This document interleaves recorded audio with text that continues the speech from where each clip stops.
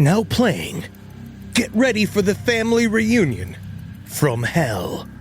From the producers of the horror classic Evil Dead comes a brand new nightmare and the scariest installment yet.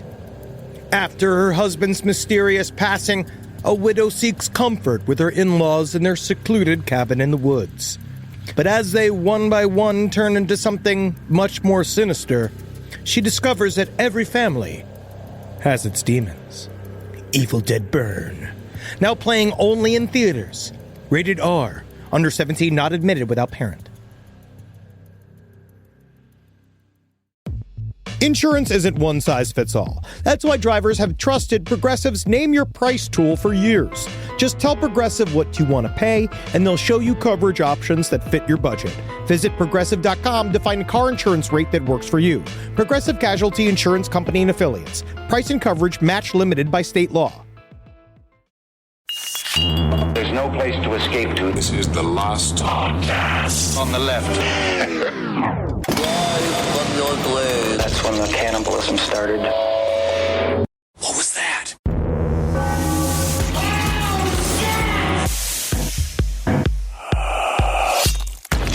So you don't listen to a lot of sad dance music? How can it be sad and dance music? That doesn't make any sense. Have you ever been to a goth night in any way, shape, or form? I mean, every eighth grade school dance, but it wasn't themed to goth night. It was just what the dance was. No, you've never been to, like, at a bar. You never went to an 80s night. You've never been to a themed dance night. I've been to an 80s night. There's nothing goth about Flock of Seagulls. There's nothing more. Honestly, there is, though. What? It is very flamboyant. They are very flamboyant. Goth is a very romantic style. I would not, maybe not, they're technically new wave. I'd put them new wave. In that world, because they always show up on channel 33 on my lithium. Boy George on my Sirius XM on my car. Boy George is a flamboyant performer. Elton John, flamboyant performer. Goth is not flamboyant. I would argue Alice Cooper is more flamboyant than goth music. Goth is very flamboyant. You just haven't spent a long enough time in the world. I don't know. If you had and went and spent any time within the goth community, the sheltering world of the fishnet-handed goth community, I love them. You would be able to go and you would see that sad dancing is a thing. Sad dancing it's peanuts. You see what I'm doing? You see how it's like... I understand. Well, I don't want to wear fishnets. People are going to confuse me for a large tuna or something like that. This is Side Stories. Very good. This is Side Stories. I am Ben. That is Henry Zabrowski. Man, if you were just a big-bellied tuna. Okay, are you That hungry? would be such a good get. You would fit... I'm incredibly hungry. Okay, well, we shouldn't do the show when you're hungry because you just start fantasizing me as food that you want to currently eat. I'm better as a comedian when I'm hungry. I don't know. All right, you're better at your culinary bits. Yes, I will give you that. Last night, I was watching Halloween issues of Chopped, because Chopped is now doing Halloween stuff. Course. They're jumping in. And Martha Stewart, who's had some work done. Oh, leave her alone. I love Martha. You love that criminal? Honestly, I do honestly, too. she was totally railroaded. She didn't do anything wrong. But yeah, I do love Martha Stewart. I always have. And I loved her more after that wrongful conviction, yes. I think your revisionist history is very No, I'm not. That's interesting. not she was not insider trading. Out of all the people that were insider trading, Martha Stewart did not need to go away. All she does is give us great sheets and great recipe ideas. And is also extremely funny and great friends with Snoop Dogg. What she does, her best part of her is her relationship with Snoop Dogg, but I will say she is an elitist. No, she's that not. is trying to create an elitist lifestyle that people have a hard time keeping up with. But I will say they did this thing last night where they had blood soup as one of the ingredients of the chop basket, which I'd never heard of before, and it's a blood-based broth with spiced cubes of blood in it, like these big, edible blood. And I was like, ooh. Yikes. Well, that would be one of the only times on Chopped I wouldn't want to be one of the judges, that's for sure. But speaking of food, we have a quick update here. We talked last week about this fig tree that supposedly grew out of the tummy of a man. But evidently, after some research, this story has been debunked. We always want to bring you the truth here. It turns out the tree was growing on a beach, not in the mountains, and the tree definitely hadn't sprouted from human remains. So we bought the story. It's a fun story, but evidently it's not true. So that's unfortunate. Why don't we have fact checkers on staff? I don't know. It's just you and I and then Travis. Occasionally we'll say something that will prove us wrong. Well, normally I just grab whatever I see and I believe everything first. Yeah, that's one of the problems happening with our society currently in many ways. But I will true, say, yes, but at the same time, I view it also. It's a fun way of looking at your life. Sure, it's like I'm looking at things with an open mind a lot of the times. The fig tree thing doesn't really I'm not going to say it doesn't matter to me, but I feel like of all of the things in the world it could have been, like, well, sure, yeah, maybe we're wrong about the fig tree. I don't know. Who knows? All right. Also, this is kind of interesting. Obviously, we did our episode last week on last podcast on the left proper about the flat earth and flat earthers. And, Kyrie Irving, I mentioned how Kyrie Irving was a flat earther, and he's really, like, he was kind of one of the more famous flat earthers, and he has recently apologized, and it's pretty hilarious how he ended up apologizing. Yeah, I really want to hear. I want to hear his statement. You said you're joking, and then you weren't joking. So which is it? Which side are you on? Well, I mean, hopefully after this, I'm done answering. Good. Let's clear it up for good. You never have to be asked again. Clear it up for good. I mean, people are going to ask me regardless, but I think the like what you say and what you do and how you mean it. At the time, I was like huge into conspiracies. Everybody's been there. Everybody's been there. Like, yo, what's going on with our world?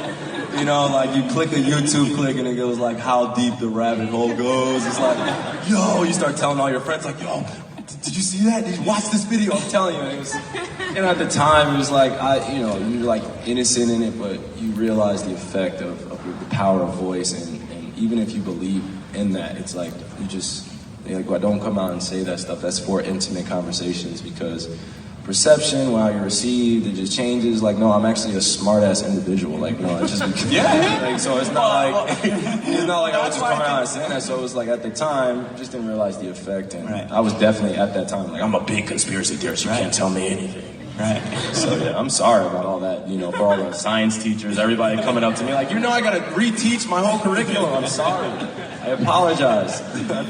So it was an interesting apology because, first of all, I think he still believes the earth is flat. The thing he apologized for was saying it publicly, and it's saved for intimate conversation, which makes me feel like this is pillow talk in some really bizarre relationship. I mean, technically in my relationship, it's at the end of the night. It's right after anything that would have happened. You know what I will say is I actually think it's kind of a breath of fresh air. I don't care if he believes in it. That's kind of what we were talking about when we did the episode.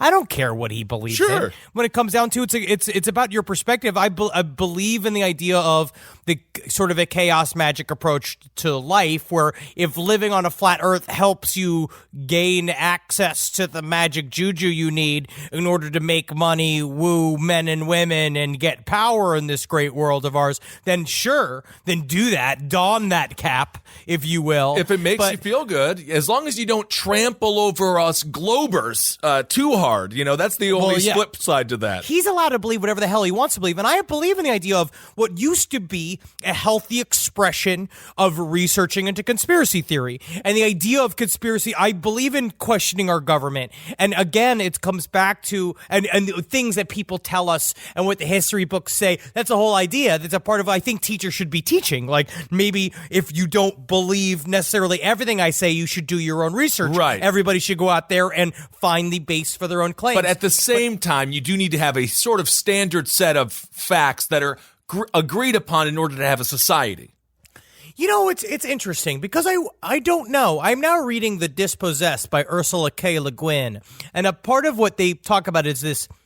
It's a deep into a sci-fi book, so it's difficult to explain the total plot. But essentially, like, anarchists left this planet called Uras, which is similar to our planet Earth, where they call them propertarians. These people that believed in like commerce and rules and like having laws, and it was a ambitious society built towards economic success. And so a breakaway civilization of true anarchists who do not believe in permanent rules or laws, but also do not believe in money. And these people went and lived on this other world where they lived in sort of like a utopia, but not close to the technological advantages that Uras had. Well. And basically, Anaris, their planet, sends their top scientists to go live on Uras and like learn the ways of the propertarians. It's always right? fun until you're lining up to drink the Flavor Aid, my friend. That is the only because society. We're not going to get into, but anyway, that's very interesting. And also, but I didn't even get to my point. Okay, part of it is.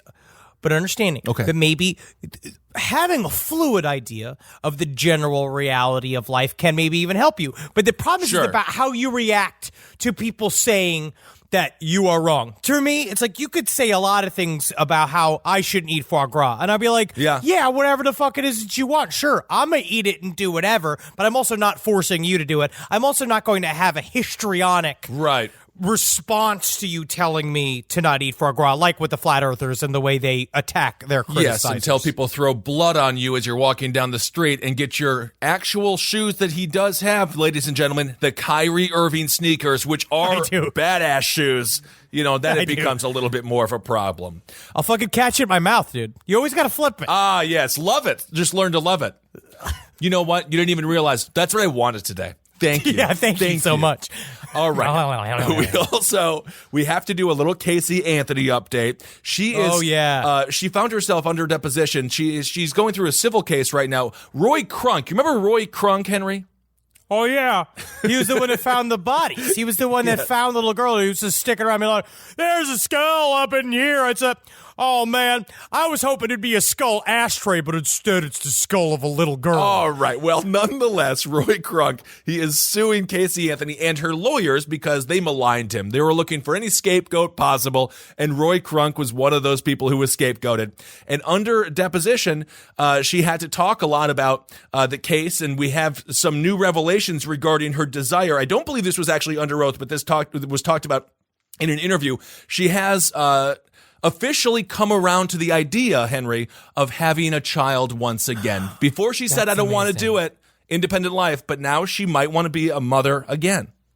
Yeah, because the worst part in the world was that if I got too old and I have a baby, and then it's like autistic, and then I have to kill it again. Honestly, Casey, if you do have a kid, you got one chance. You cannot do that again. Like you can't do that ever again.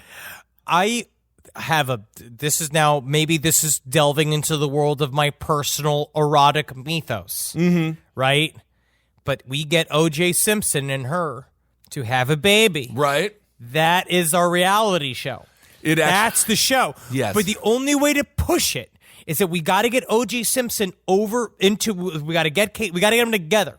And we got him to agree on it. It's going to take some money up front, which is what I think is that we take a year of what we've earned from last podcast from now, save it, give it to Casey Anthony to have O.J. Simpson's baby.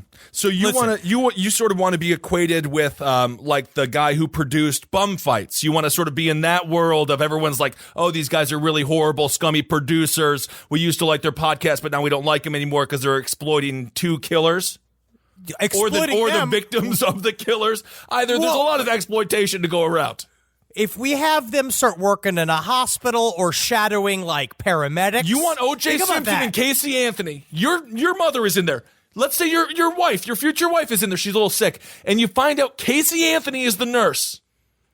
What are you going to do then? My problem is that it would be on brand for both of us to go like, oh, dip, oh, shit, I can't believe you're here, girl, woo, woo. No, obviously it's very controversial. Yes. But I think that it's about what can we learn on the other side. We got to embrace the controversy, see our way through it. Like Shavak says in The Dispossessed, pain must be fully endured in order to see the other side of it, and that's where true living in consciousness is. Well, I'm not really understanding the analogy there. I don't know. I don't know why I'm saying it doesn't really relate at all to giving two killers a reality television show that then theoretically we would make money off of. The idea in the end, we're flipping it. We just start the show. Again, we just start the show, and I go as, like, Mr. X. Okay. That's producing it. Cavalier Malagio. That will be my fake producer name, right? And Cavalier Milagio only speaks via like those Skype things where we can't see them talking to the other end. Right. I have a voice changer and I talk like this to them. No one has an idea it's me. So you had throat cancer after years and years of smoking. Like Levon Helm. Okay. Right. Poor Levon Oh, yeah. Helm. Don't bring. Oh, sad. But it's sad. Dirt farmer. But we get the show going and then we sell it. And then, you know what we do? This is called the Hegelian dialectic. Using the podcast, we then create a movement against the show, where we then protest the show as ourselves after we've started it, which is what the government does all the time. Oh, yeah, of course. And then we now control the opposition to it. We're getting crams on both sides. We're getting fucking ducats from all ends. I love This it. is me just spitballing. No, I actually really like it. It's what the Russians did. It's what we do now. Everyone loves the FBI and the CIA. The government couldn't be happier with the current situation occurring. I totally understand what you're saying. Once again, I do think it would hurt our brand because inevitably we would be found out as both the perpetrators and the people against the reality program that we did put on air that we are making a lot of money off of. I think people might just get mad. True fans will understand the coup that we have created. And then what they will then know is that we can flip this upwards towards the government. Oh, right. Because, I mean, if anybody could make Mueller look like a rock star, right? Like the idea that we're all rooting for this guy, it's very, very interesting for us. I love German inspectors. There's nothing wrong that can happen there. You come from a long line. Okay, well, let's talk about the FBI story. This story, Henry brought my attention. Henry brought this story to my attention, and this one is just hilarious. It involves a wheelchair and a series of other things.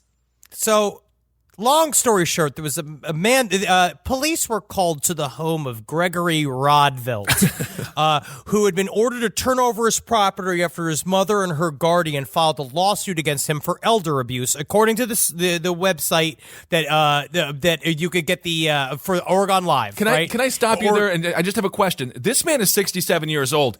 Isn't it just like peer abuse? Is it still elderly abuse if you're in the same ballpark? Okay. I do not know. But he had a $2.1 million judgment facing it. So he was facing this. He was supposed to turn over his house. So, but this was not this guy's first brush with the law. Okay.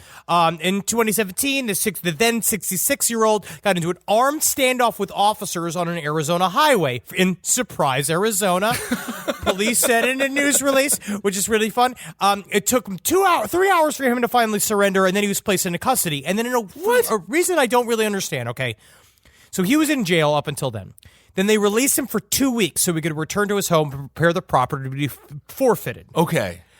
So in that 2 weeks, he somehow completely booby-trapped his entire house. Okay. So when the county officials showed up to go and to inspect the place to see how much it's worth, try to get the money, there was a sign that was just written out on his driveway that said it was a warning of improvised devices. Right, that if you go and go onto this land, it is booby trapped. So he warned you. I mean, are we talking is there going to be a vaudeville act or some sort of free range jazz performance? Is Drew Carey along with Whose Line? Is it anyway going to show up? What they did was the first was a walk up to a car that they went and looked at that had the door was connected to these two mounted animal traps. What? Like bear traps that could snap your hands if you open up the door of the car. But right? hold on. But the whole place is filled. Those were visible? They were visible. Okay, but booby traps. But the whole point of a booby trap is that it's supposed to be hidden. And then you find yourself like in Vietnam, you're like, there's a lot of bamboo around here. And what's that smell? I'm going to die now. Home Alone falsely educated our entire generation. Okay. It does not only take 3 or 4 hours to booby trap your house. He only had 2 weeks. But the one thing they did have is so they walked up to the house and there was a tripwire attached to a hot tub that had been rolled up on its side on top of the hill that led up to the front door of the house. So if you clicked it the wrong way, if you walked over the tripwire and hit it, the huge spa would roll down the hill at you. Like the game. Like in Indiana Jones. Yeah, like the game Mousetrap. Isn't that I swear to God, he based this entire thing off of Mousetrap. He is very technically smart, but not. Kind of. And then finally, what finally happened, what ended up getting him in quite a bit of trouble, is that they opened the doors of the house, and there was a wheelchair they did not see that was rigged with some kind of device that had shotgun shells attached to it. The FBI agent moved the fucking wheelchair. It exploded and shot him in the leg. Oh, my gosh. And so now it's very, very interesting because police found Rodvelt near a grocery store later that day to go pick him up, where he told them, "I wouldn't race right into that house of mine." which to me is just another example, like we did with Killdozer, of a reasonable man forced to do unreasonable things. Yes, I suppose so. And just to put a button on the elder abuse lawsuit, it turns out he lost. He lost that. It turns out he was indeed committing acts of elder abuse. So it was a bad week for this person. It was a bad week. I don't fully understand why he was let out of prison, specifically, to get the house ready for auction. It seems like a little strange to me after the standoff. It's surprising that he lived through the standoff in Surprise, Arizona to begin with, being that there's no way that anyone could consider this man to be like of the utmost rational state of mind. My question is the mayor of Surprise, Arizona, is he like Mr. Misquitsquit? You remember that weird creature from Superman cartoons? Oh, yeah. Is he like the Riddler? He could be. Is he always just going like, deceptions abound? Like, is he always deceiving people? I don't know. I don't really understand. Yeah, always jumping out of closets and shit. That's got to be frightening, especially to the maids, because you never know when he's going to pull a Schwarzenegger and put a baby inside. Oh, my goodness. But it says here, according to heavy.com, okay, Gregory Rodvelt is a self-avowed sovereign citizen. And then a part of it is that he brandished a gun at somebody on the street, which is why he had to stand off with the police. Okay. And then he ended up being charged with aggravated assault with a deadly weapon, resisting arrest, failure to comply with the police, and 3 counts of failure to mark explosives. Okay. But he is a he's a member of the sovereign citizen movement. But how can you be a member? This is the thing. When you see a bike gang and we're like the lone wolves, it's like you're not a lone wolf. You're part of. You can't have. You can't be plural at the end of lone or sovereign. You can't be part of a sovereign citizen group. That doesn't make any sense. Well, I like the way they're putting this. All right. So J.J. McNabb, an anti-government extremism researcher, said that Rodvelt is part of the sovereign citizen movement. All right. His 2017 arrest was listed in a report McNabb put together on anti-government extremist violence and plots. McNabb says that a sovereign citizen is, quote, someone who believes that he or she is above all laws. Sovereign citizens are true believers. They generally entered the movement by buying into a scam or conspiracy theory that not only promised them a quick fix to their problems, but wrapped such solutions in a heavy layer of revolutionary rhetoric. Once a sovereign feels the flush of excitement and self-importance that comes from acting as the David to the U.S. government's Goliath, they know with all of their hearts and souls that their research is correct, that their cause is just, and that anyone who disagrees with them is a criminal who deserves to be punished. Well, I will say this. I hold in high esteem people who take on the government and win. Our government has done some horrible things. Obviously, it's difficult to win against the government because they have endless amounts of money, and it's our money. So that's kind of a strange thing. You're always kind of fighting against your own bank account when you go against the government. But the one issue I do have with this guy is I don't understand why they gave him 2 weeks to decorate his house so they could sell it better. I don't really understand like when he became like a home. What's the name of those people who go into houses and set them for like a realtor? Like a realtor does that. You mean like Love It or List It? Or like house flippers? Yeah, he's going there with the Magnolia team. They get the big letters on the wall. Him and fucking JoJo outfitting it with all the shiplap. Because you really want to make it look good. Apparently, in 2016, Rodvelt and his dog were shot by his friend after they got into an argument about Rodvelt became angry. Okay. This is pretty funny. This man is Rodvelt was I love these kind of guys. It's like a Joe Exotic character popping out of nowhere. Rodvelt was a victim of a shooting in 2016 in Port Ludlow, Washington, according to a report from the Time and the Peninsula Daily News. Rodvelt and his dog were shot by his friend during an argument that broke out while they were drinking and shooting guns. Rodvelt was shot in the shoulder. The dog survived. Oh, good. Carson told police he didn't mean to shoot Rodvelt, a friend that he hadn't seen in about 20 years, but he was just trying to scare him. Police said Rodvelt and Carlson went up to a wooded area to drink and do some shooting when they began fighting. According to the Peninsular Daily News, Rodvelt became angry that Carlson was driving too slow, and they began to argue. Rodvelt then punched Carlson's right eye, according to the report. When they returned back to Carlson's yurt, a tent-like structure, Carlson told Rodvelt to leave, and he went to bed.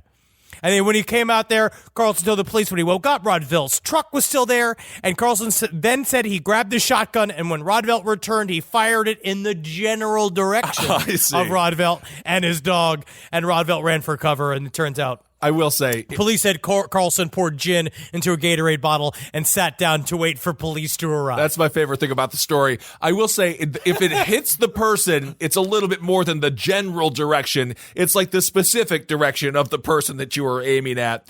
It is funny when sovereign citizens get together, because I'm just going to say it, they don't make the best of friends. I don't know what they talk about, and obviously they fight quite often. Well, it's the same thing with the flat earth people. It's like how you're all trusting each other. When I listened to I was listening to how many group fucking discussions I listened to of 5 flat earthers all talking to each other and being like, how do you even agree to have friendship? Right. If you can't agree on anything, if you are above all laws, like, what about the laws of loving a friend? That's right. Like, and what do you think are the top 5 laws of loving a friend?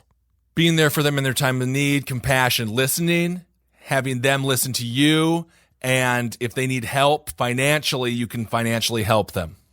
Whoa, that's a big commitment. Yeah, that's what a friend is. Otherwise, you're just a stranger. Do you think a true friend, would lie to help you cover up your crimes? Well, depending on the crimes, if it's like like what happened, what's that, the name, like the song, this is what's so funny, the song End of Innocence, it's all about, who sings that song again, Henry? The End of Innocence, it is... Didn't we just talk about this? We just talked about this. We just talked about this. This is Don Henley. Okay, this is a Don Henley song, The End of Innocence. Is this the second time in a week or the 3 weeks that you've brought up The End of Innocence on Side Stories? No, did I do this on Side Stories? We were just talking in private about this. Was this just us talking about this? This song, ladies and gentlemen, I thought it was about some really deep emotional, like, transition into adulthood. I thought it was maybe about a divorce or whatever it could be. Don Henley's buddy got busted for investment fraud. He got sentenced to prison on Don Henley scribed End of Innocence. So if it was something like that, then I would hope that my friends wouldn't, would not give me up or something like this. But is it really the end of innocence? No. To be a white-collar criminal after the age of 40? No. Like, it seems like there are many crimes. There are many times the innocence had ended leading up to that fact. Because white-collar crime is difficult to piece together. Yes, it's very interesting. Either way, the Flat Earthers, they can all agree on one thing. They love the Boston Celtics because that's where Kyrie Irving plays, and he's going to have a great season next year. All right, let's go over to the birthplace of the one and only Henry Zebrowski. We're heading to Queens, New York. My family, it's my city. Oh, Queens. Oh, how I love your soot-covered stoops. Oh, how I love your cannolis as far as the eye can see. Oh, Queens. It is a beautiful... Half sees Jets jerseys in my uncle's gut hanging over his belt. And honestly, take me back. If you are in Queens, you got to try the cannolis. This is a little side note here when it comes to Mr. Dukakis, who ran against, I believe it was W. Bush. H.W. Dukakis, who ran against H.W. Bush. He went to meet with these people in Queens, and this woman who had this cannoli bakery, or just a bakery, but she specialized in cannolis, she stayed up all night making him cannolis. And Dukakis walked in, and she said, "Here's a cannoli, Mr. Dukakis." And he said he was on a diet, and then the city hated him forever. You're gonna take Mama Leone's cannolis and throw them in the trash? That's what you do? You're gonna come to my city? You're gonna come to my fucking town? So, that's a free ass cannoli. I know. If you're in Queens, someone gives you a cannoli, offers you a free cannoli, just pocket it. But you have to take it, and you do have to take a little bite. Eat it. You fucking eat it. Cannoli cream is one of the, I would say, of my favorite substances. It's like Nug. Cannoli cream is up there. Oh, man. And then probably I would take a bone marrow is in there, too. Oh, man. I mix them all up. No. Like another two. I would say the cream inside of a yodel When's the last time you've had a yodel? I haven't had a yodel in a little while, but they are very good. Okay, so anyway. And coconut LaCroix. Yes, of course. I know you love that. You're like the only person on earth that likes that, but that's okay. I think it makes me a part of an elite race. It does. Okay, so there was a body found in a BMW outside a Queens auto shop. Now, a man was found with a wound in his head. He was also dead, and he was in the back seat of a BMW in the parking lot of a Queens auto shop. The body was discovered at like 7 o'clock in the morning. And the car was parked behind an AutoZone. What I think is so interesting about this story is a worker at the shop found the body, called 911. The dead man, who was believed to be in his 20s, had trauma to his head, but his cause of death is not immediately known. I'm going to say it was trauma to the head. And an AutoZone worker described the gruesome scene Sunday morning. This is what he said. He said there was a lot of blood, and there was a lot of blood and brains next to the car. The employee who declined to give his name. And then he said this, I had to clean it up. It was nasty. And that's my question here. There's a dead body in the parking lot of an AutoZone, and this worker at this auto shop, he had to clean up the blood. Yes. Don't you think this should be something where you get like a medical crew to come in, you got a hazmat crew to wipe up the blood? How does this man end up having to clean up a bunch of blood from a corpse on a random Sunday morning? I tell you what, when you're in Queens, you start from the bottom, and that's the only way you can make it to the top. I agree. He knows that it's about cleaning up blood, but later he's going to be the one making the blood. I hope you know what I mean? And that's what any janitor really hopes for. But he's not a janitor. He's like a mechanic. And then they're like, you just clean up. How bad is this city that we don't have a hazmat crew that will just come and just do a little wipe down of a man's random blood? We definitely do. We definitely have enough of those people. I'm sure. We definitely have people that will go and do it, and they're paid a premium in order to do it. My thing about this story, it reminds me of fucking... Look at all these dead hookers in his trunk from Dirty Work. I've never seen so many hookers in my life. Dirty Work is one of the funniest comedies in the history of the world. And I've been trying to, that's Norm Macdonald, of course. Artie Lang, it was Chris Farley's last film as well. And Chris Farley did a great job. And Artie Lang was super funny. Quite frankly, it was kind of Artie Lang's last film as well, for all intents and purposes. Not to malign the man that you are on Crashing with, Henry. But yes, it's a very, very funny scene. I just hope this guy cleaned up the blood like after the cops came, as opposed to someone who was just cleaning up a bunch of evidence. Oh, because you come up, they're like, what the fuck are you doing? As he's just scrubbing the seat, being like, hey guys, my boss told me I had to clean all these seats. And they're like, your boss murdered a bunch of sex workers and put them in the back of that car. I'm like, oh, dumb. What am I going to do now? Now I'm the one with all the evidence. That would be that is really sad if you think you're helping. That does happen sometimes in life, especially when you're a kid. You really think you're helping, and then your dad is like, "Those were all of our tax papers that you're shredding right now," and be like, "No, I thought it was trash." Well, those are part of the buildup of the incidences that they try to say stuff like he's got a learning disability because you did a bunch of shit that they don't understand that you had. You had good intentions. Right, of course. So no, I don't think I ever did that. I mean, my shit was very weird behavior with all of the, with me mutilating all of Jackie's Barbie dolls and burying them without any clothes on and no heads on, upside down with their feet sticking out of the dirt. I don't know if we've talked about this on the show or if this is just another on the plane or in a car while traveling to shows conversation, but my brother did the exact same thing to all of my toys, and I don't understand why older siblings choose to mutilate the toys of their younger siblings. Doesn't make any sense. Doesn't make anybody feel better. And I remember I walked into my house and all of my Batmans no longer had hands. I don't know why. And then I had Police Academy That's like toys. A True Detective mutilation of your like, just to remove the hands. It's so cryptic, very scary. And then I asked my brother why he did it, and then he's just like, I don't know, like I just did that, and it was just kind of fun to do. And it's like, well, but what happened? You know what's nice about just getting it out is that I think it helps, because again, I never hurt an animal. Well, you hurt your sister. Yeah, she doesn't count. She hurt me worse. How did she hurt you worse? Psychologically. And she was a fighter, and she used to beat on me, and she always used to toss the blame. You broke her Barbies and buried them. I extemporized, what's the term? I exteriorized my feelings of impotent rage towards the Barbies. But you know what I also think is, if I really sit and like try to analyze it, partially it's like I definitely liked feeling the lumps on the Barbies, like they were little boobies, right? I definitely like that, and then I would like touch the butt a lot, and I'd like lick on it. I'd like, obviously, very strange. I mean, that's what you do in a way. That was the closest thing I had to breasts that I would touch at the time, especially as a little kid. So I was like fascinated with the nude part of the Barbie, and then I wonder if I buried them as almost to hide the evidence of my sexual exploration of the dolls. It literally sounds like what Maniac would do from the film Maniac. It sounds like perhaps something Ed Gein might do. And I know for a fact, you talk about you were never close to breasts as a child. I've seen the pictures. You were very close to breasts as a child. What do you mean? They were on your body. So I was fat. I was fat. Yeah, but that's not this. Look at this. This gives me no satisfaction. Okay. I'm trying to lick my own tits. All right. Okay. So let's move on. Let's talk about, speaking of serial killers and people who have done horrible things in their past, obviously much worse than the things that we just described from our past. Rose West was in the news.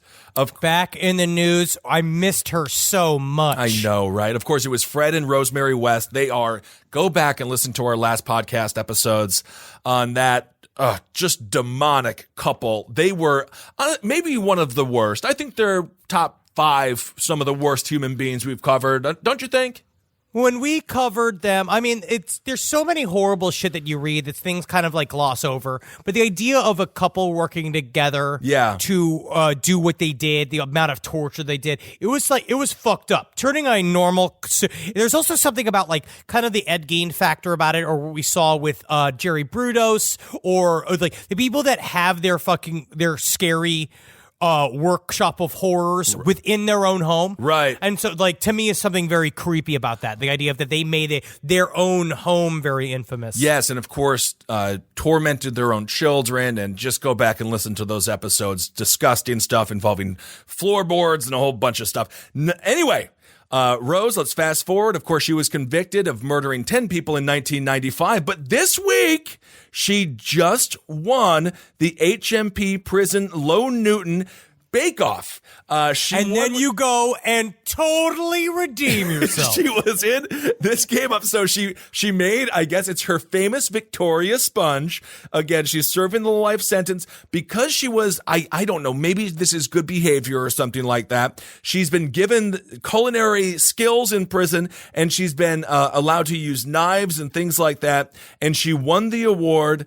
And evidently, she uses her baking skills and her cooking skills to win over people in the prison, because believe it or not, there's a lot of tough gals in there and they don't like her. But when they don't like her, she gives them a cupcake. Yeah, because then they punch her in the pussy, right? Is that what they do? I don't know what they do. They box it out. You know what first of all, it was nice that we also looked it up, because it looked like she made a Victoria sponge. Right. Where if you're a fan of the Great British Baking Show, you know that Mary Berry, this is one of her signature recipes. Mm-hmm. Tiny butthole mouth Mary Berry. Oh, leave her alone. She looks like a skeleton filled with gin. She's British. But what you want to do, what's important overall for Victoria, because normally it's a sandwich. It's 2 pieces of sponge with a nice raspberry, either like it's normally a jam or I believe the term would be a grenache that you would put in between the two. And really what you want is a nice, fluffy, I imagine if she did win, and it's true her Victoria sponge is very good. Yep. I imagine that the texture of that sponge is not grainy. It's soft. It springs back, because that's how you know it's properly baked. Right. Because that's really, you want a good bake, you don't want to have a bit of a soggy bottom. Right. Because soggy bottoms, so that means that it's not fully baked. And what you want is sort of like a nice crust. But you don't want to be too dry. And a part of making sure it's not dry is that you need a lot of eggs in it, but also not too many eggs, because then it becomes like a souffle. It's still prison, so I'm assuming these aren't the best cakes around. I'm assuming this isn't the greatest Victoria sponge that's ever been created. I don't know what their kitchen looks like in this prison. Evidently, she's a model prisoner, but this might give a little insight into what she's eating in prison right now. Rose West, she's only 64, by the way. I thought she would be older. No, dude. She suffers from breathlessness and high blood pressure and has been warned that she must diet or face developing type 2 diabetes or premature death after her weight ballooned to 18 stone. I don't know how much is it? Let's find how much that is. But nonetheless, it seems like she's eating a little. What is it? Yeah, 252 pounds. Woo. She says that she was made hopeless by realizing, because she kind of had this idea in her head that she would eventually be released because she's a crazy person. Right. And she basically said the depression of realizing that she would always be in there drove her to gain quite a bit of weight. Isn't that so sad? She needs to get on the Jenny Craig or, perhaps just start cutting back on the Victoria sponge cakes. This does seem like she's eating a little bit of her product. It doesn't seem like she just gives this stuff to friends. I don't know how often. I don't know what the prison system looks like. It's a heck of a lot nicer than it is here. Maybe they just have a dormitory-style kitchen where they can go in and bake whenever they want to or something like that. I don't know where they're getting all the cakes.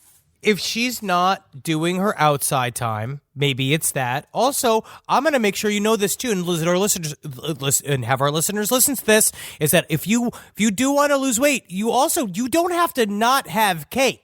A part of it is eating it in a modicum. Right. Eating it in a moderation. Enjoy it when you're eating it, and then mix it with other foods. I think that also there's a part of it, if you give up the will, you're also going to put on pounds. Sure. And then she's eating a lot of starches. She's very stationary. Right. You know what I mean? And that's the stuff that gets you. You got to get 30 minutes of exercise a day. Right. Yes, I can imagine she's probably fairly stationary there, being locked up as long as she has been. I don't know what the outdoor activities are like for the elderly ladies there in the facility. I can't imagine there's a lot of stuff going on. I don't know if they have like the bands that you can exercise with your little feet going forward. I don't know if they do yoga or water yoga. How many calories do you think you burn scissoring? I really don't know. It doesn't seem like they're really doing. This is not an adult film, Henry. This is like real prison, and they don't like each other. Can I maybe ask, though, of people that are in these situations, why don't you make it sexy? Well, I don't. So then you kind of are into it. Well, I'm not sure. I think they do that sometimes. They're not allowed to. But they're not allowed to. No. The prisoners are not allowed to have sex with each other? No. They can't. No? No. Definitely. Why? Because there's no fun in prison. You're not supposed to enjoy it. What's the woman we covered? Kathleen Knight, right? Or Catherine Knight? Catherine Knight. Catherine Knight. Yeah. She is like having a ball. She is like one of the lucky ones who was like prison was made for her. And she didn't even realize that this was a Hilton hotel, not a prison. But for the most part, it's a waking nightmare. Well, yeah, I understand that, but I feel like if you could figure out how to like making love to other men, or if you already do, then you just kind of lean into that, and then you have all the pleasures of it being super forbidden. Nobody, and people looking for you. No, if they know that, then you don't get to consent. They are just like they have at it, and it's very bad stuff. Very bad. That scares me. It's horrifying. I don't want it to happen to me. I also read conflicting things about how it's not as prevalent as they want us to think it is. Well, that would be in terms of that. And it's also a terrible way to say that you're happy that it happens to people when they're in jail. I don't think that is also a good way to live your life. It is more prevalent than people make it out to seem. But nonetheless, it is? Oh, my God, yeah. But we should... How do you know? Because of all the research. There's so much data on this, and it's very difficult to collect the data because no one's collecting any of it. So you just have to go by what the evidence is. And the evidence shows, based on testimony of individuals who get out of prison, that it is quite a significant amount of people. It's not all bacon cakes in there, I'll tell you that. But we should. But you don't think they just send in a police officer every once in a while to pretend to be the cops, a prisoner, and then he just walks around on all fours? No, the prison is being like, somebody's ready for some backwards ice cream. I don't think so. And they're just like waiting for it, like those trap with the bait cars, like they do with the shoes. No, it's not. No, it's not happening. Good Lord. I don't know. All right. I've never been to jail. No, I know. All right, everyone. Well, there it is. Those are basically Abe Lincoln's Top Hat. We talk about prison reform. That's something very serious. But nonetheless, we will. Hey, man, I'm down for reforming prison. I don't think it should be bad. It should be bad. But I don't think you should be getting plugged. Okay. Very, very good stance, Henry. Thank you. All right, everyone. Well, thank you all so much for listening to the show. Those are basically the true crime stories of the week. DM me on Instagram at BenKissel1. I will read them. And thank you all so much for submitting your stories. I know for a fact that I look at them and they always help you. Oftentimes, we've already seen that story, but it's great to get confirmation that people think it's an important story. So that's really great. Thank you. And we gotta set up that GD email so people can send it. We keep forgetting to do this, but we'll set up an email so people can specifically email side stories so you can send us stories. I love all of your suggestions are great. Oh yeah, and we like hearing what people are interested in, so that we can provide some content that you would be interested in. That's right. And if you're a sovereign citizen and you say don't tread on me, remember don't tread on anyone else as well. That's a big component. Also, there. why do you have an iPhone? Well, that's things. How are you listening to anything? It's like, and also understand. I kind of wanted to say this in the Flat Earth episode too. It's like people want to say because now we got our requisite responses about how we're shills and we work for the CIA, which is great. Oh, that's fine. I totally get it. I totally understand it. But a part of it's like, if you want to believe that the Earth is flat, sure. But understand that there are great conspiracies that are already completely in action and it's over.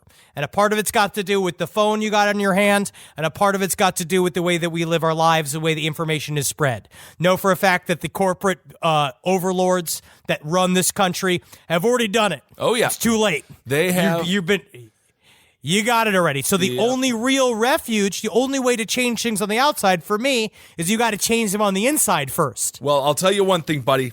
I've been looking. I still got my Nokia red phone. I used to play Snake on it. And one of these days, I'm getting all off everything. I'm going back to my old school brick phone. You can call me and you can kind of text me. And that's it. But no emojis and barely words.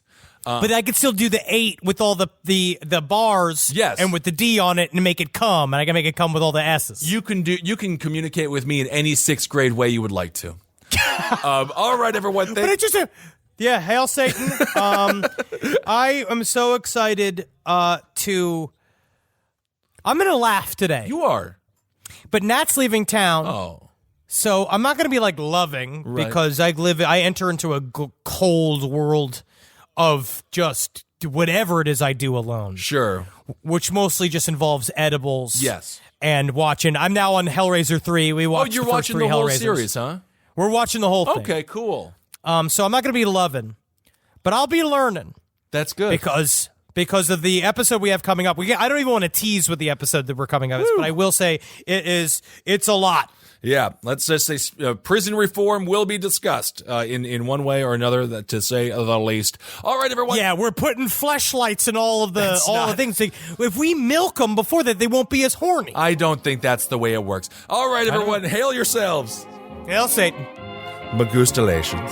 Hail me and hail Dean. I'm Marcus. Oh, hi, Marcus. I'm Marcus. Hi. Marcus. Marcus, get back to work, Marcus. Yeah, get back to work, Marcus. Whoosh, whoosh.